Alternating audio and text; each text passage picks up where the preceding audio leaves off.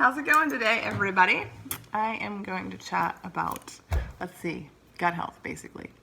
Ulcerative colitis, Crohn's, ileitis, IBS, IBD, all the gut stuff. So top picks of things that help gut health. I'm going to talk about three nutrients. So here we go. Ready?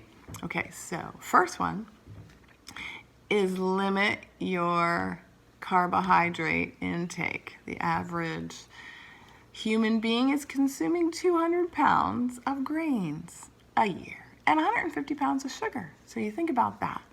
So you think about how your bowels aren't designed to consume that many starches, okay? And potatoes and corn are in there, just so you know. So what happens is they end up causing putrefaction in the gut over a long period of time because you're consuming so much every year, okay? And so what that does, it spins off toxins, and eventually the gut lining breaks cell by cell slowly over time. And when they break apart, boom, all the toxins and even your food ends up flowing into your gut. Okay, so we need to heal the gut wall so that we don't have the putrefaction, so we don't have stuff dripping through. Drip, drip, drip. Okay, so that turns on a low-grade chronic inflammation over a period of time that'll end up going like this with inflammation. And sooner or later, it'll get up so high and then boom, it crashes out. And you have exhaustion and the whole problem. Then you have sickness and disease that gets higher and higher. So the idea is to close off the brakes, okay? So so your digestion is better. That's the whole goal. So everything I talk about right now is to help that point in your body, okay? Shut that off. So number one, obviously, our starches have to be limited. So you need a great quality protein, great quality fats, great quality fruits and vegetables, and even your fruits and vegetables, when you have an acute bowel problem, need to be soft. So you have to cook them. You can steam them a little. You can bake them. And even juicing, you can't necessarily juice when you have an acute inflammation. So if you cut those down, off almost, okay, while you're acute, and you just slowly add in everything. Seed upon seed, row upon row. That's how you make a garden grow, okay? So those starches are gluten. Somebody asked me about quinoa. When you have an acute problem, acute phase belly problems, you shouldn't even be eating quinoa, because quinoa is a disaccharide. And let's say you're eating quinoa every single day because you don't have the other starches in place, because you've been a great girl or boy.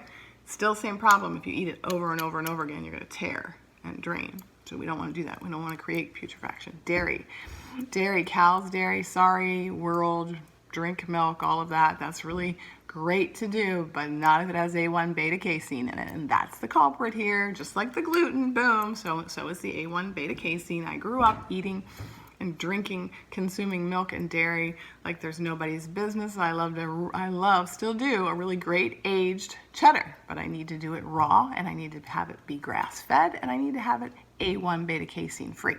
So that's important. So you need to do your own research. I can give it to you if you want. Email me.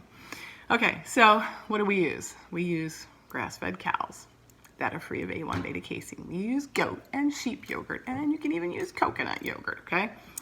There's a company called Beyond Organic that's owned by Jordan Rubin. His cow meat, his everything, grass-fed, free of A1 beta casein, and he makes a masi with his cows. It is better than kefir, and it's delicious. Delicious. Very good. So you can look that up, Beyond Organics, I think it's .com.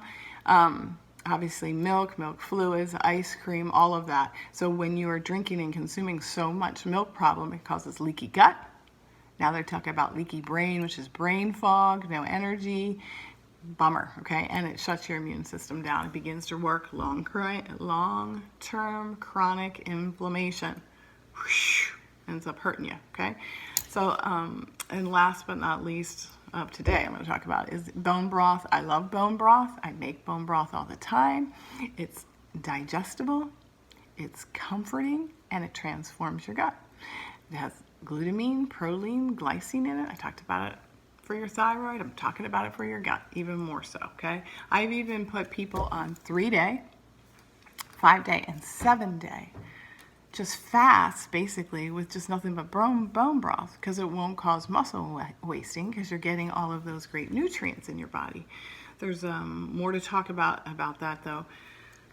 One of the things when I make my own, I use lamb. My husband loves lamb, and I use turkey. Okay, bones. Those are what my favorites are. You can use beef, you can use chicken, you can use fish, whatever floats your boat. It's all good. Okay, so I can tend to put vegetables in mine. Every once in a while I get a little IBS, just like the rest of the world, and one of the things that I do is I'll puree my bone broth after I get rid of all of the excess and I drain it out. Then I let my veggies stay in there and my herbs, and I will ground it up or puree it in my Vitamix, right?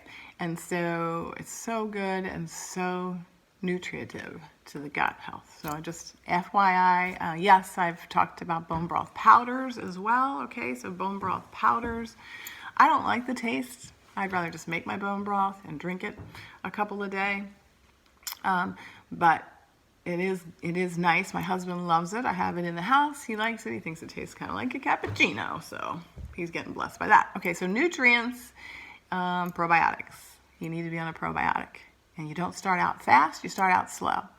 I take 3 probiotics that have many in them, 50 billion, and then I take Saccharomyces boulardii. So that's separately. I don't have it in my mix, I have it separate because it's a yeast that's easily digestible and it helps the gut. It literally helps your gut health. But one of the soil-based microorganisms are important. There is Bacillus coagulans, Bacillus subtilis. There is Lactobacillus plantarum. So those are all just combinations within a good probiotic. Okay. Digestive enzymes are very good for you. Everybody that eats needs to take them. After age 25, we begin to decrease our enzymatic activity in the body, and then you can't break down your food, which helps you to prevent putrefaction, right? And the leaky gut stuff, okay? So you have to break down your food, and then the enzymes become Pac-Men and eat up all the junk that's excess in your gut as well. And then I guess the last thing I would say of my many would be L-Glutamine. I take 2 teaspoons. You can take 3 divided doses throughout the day in my shake, my morning shake or smoothie that I make every day. Let's see. Oh, you know what? I didn't get to talk about this, but I'm going to. I love blueberries, okay? I love all berries. They're all great, but blueberries are higher in pectin, and they're gentle on the stomach. And so when you're looking for healing, you need to eat about 1 pint a day. 1 pint a day if it's, after you have a few, and you'll know. If it's hard on your gut still, you puree them, and then you can spoon feed yourself them, kind of like a jam or something. You can even refrigerate it or freeze it a little and make it like smoothie and take bites of it at a time. Anyway, it's very, very nurturing to the gut as well. So I hope you guys like that. It's a lot of information. I'm still taking new patients if you need any coaching. Bless you guys. Have a great day. Hope it helps.